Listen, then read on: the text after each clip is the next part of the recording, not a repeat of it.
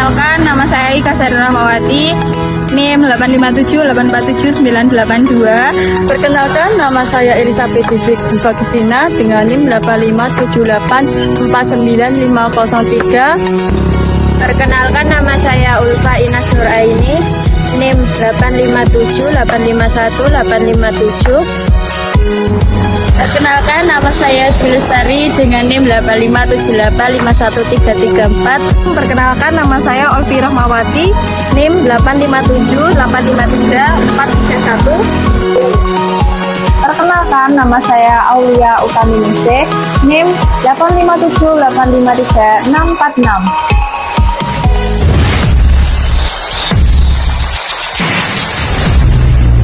Di sini kami akan melakukan kegiatan praktikum modul 7. Kegiatan praktikum 1 yaitu tentang sifat cahaya. Apa itu optik? Optik adalah ilmu yang mempelajari sifat-sifat yang berkaitan dengan cahaya. Cahaya sendiri merupakan bagian dari gelombang elektromagnetik yang memungkinkan kita melihat benda dan keindahan alam. Tujuan praktikum ini yaitu menjelaskan sifat-sifat cahaya, menjelaskan sifat-sifat bayangan yang dihasilkan cermin, menjelaskan sifat-sifat bayangan yang dihasilkan lensa.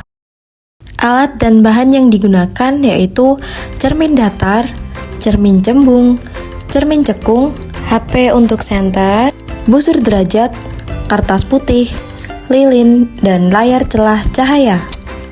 Percobaan pertama adalah pemantulan cahaya pada cermin datar. Langkah pertama yaitu melakukan percobaan pemantulan cahaya tanpa adanya cermin datar. Di sini kami menggunakan sisir sebagai celah cahaya. Kemudian kita nyalakan senter. Cahaya senter menembus celah cahaya dan kita lihat di sini tidak ada pemantulan cahaya, sehingga tidak menghasilkan sudut pemantulan cahaya.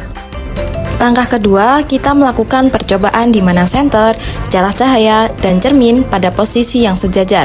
Di sini, senter dengan celah cahaya memiliki jarak 10 cm, sedangkan jarak celah cahaya ke cermin adalah 15 cm.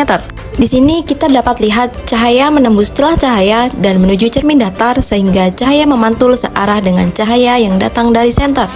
Selanjutnya, kita akan melakukan percobaan menggunakan busur derajat.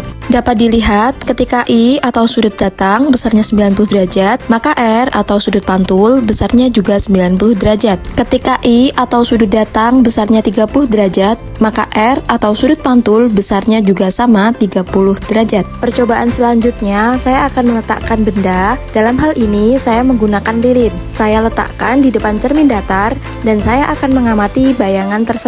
Saat saya meletakkan benda di depan cermin datar, bayangan yang terbentuk adalah sama besar, tegak, dan juga maya.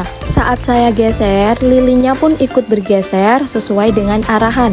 Ketika saya dekatkan, bayangan juga ikut mendekat. Ketika saya jauhkan, bayangan juga ikut menjauh.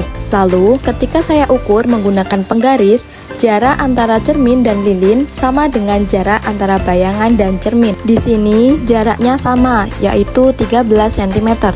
Jadi, bayangan pada cermin datar adalah maya dan tegak, kemudian sama besar.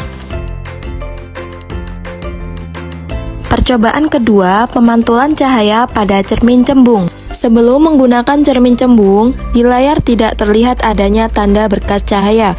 Lalu, saat kita gunakan cermin cembung dan posisi dari layar kita rubah mendekati arah lilin, di sini juga tidak terlihat jelas tanda adanya berkas cahaya. Karena sifat dari cermin cembung adalah menyebarkan pantulan cahaya. Selanjutnya, percobaan ketiga yakni pemantulan cahaya pada cermin cekung.